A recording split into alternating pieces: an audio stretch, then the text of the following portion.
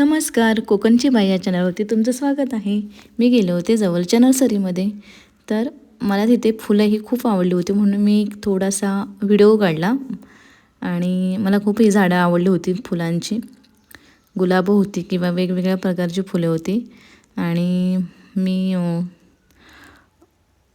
थोडासा तिथे व्हिडिओ काढला आणि चहा, गवती चहा, कोरफड, मोगरा आणि कुंड्या आणि हे आहे लक्की बांबू. तर लक्की बांबू पण घेतलं आहे मी. किती छान आहे वाटतं आहे बघा. आणि घरी घेऊन आले मी. कोरफडीचं झाड, मोगरा आणि गवती चहा मला खूप आवडतो आणि मी तिथे थोडीशी फुलांचे फोटोज काढलेत. कसे काढलेत नक्की सांगा. मला खूप आवडतं फोटो काढायला. आणि हे बघा किती छान वाटत आहेत. मी हा पण झाड घेऊन आले. तर कोणता आहे मला नाही माहिती, तुम्ही नक्की सांगा.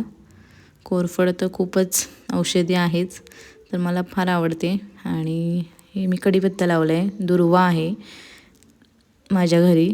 मी थोडासा आणून लावला होता तर खूप मोठा झाला आहे.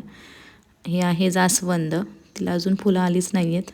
हे मनी प्लांट पाणी आत्ताच घातलं आहे त्यामुळे तिथे खूप हे झालं आहे, इतकं वाढलं आहे मनी प्लांट. आणि मला मोगरा खूप आवडतो, तुम्हालासुद्धा आवडतच असेल. कशा कळ्या आल्यात बघा, मी कालच घेऊन आली आहे. मला गवती चहा खूप आवडतो. आणि हे आहे लक्की बांबू. तर लक्की बांबू घरामध्ये वास्तुदोष, नजरदोष, करणी हे प्रकार दूर करण्यासाठी मदत करते. वास्तुशास्त्रानुसार बांबूचं झाड हे सकारात्मक आणि जीवनामध्ये आनंद, समृद्धी आणण्याचे प्रभावी मार्ग मानला जातो. आणि निगेटिव्ह एनर्जी दूर होते, प्रगतीचे मार्ग खुले होतात, जीवनामध्ये आनंद येतो, पर्यावरण शुद्ध होण्यासाठी मदत होते. असं मानलं जातं घरात बांबूचे झाड लावल्याने कुटुंब प्रत्येक कामामध्ये यशस्वी होतं.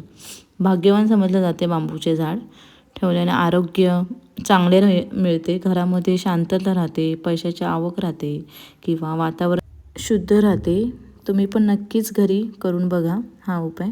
चला तर मग भेटू पुढच्या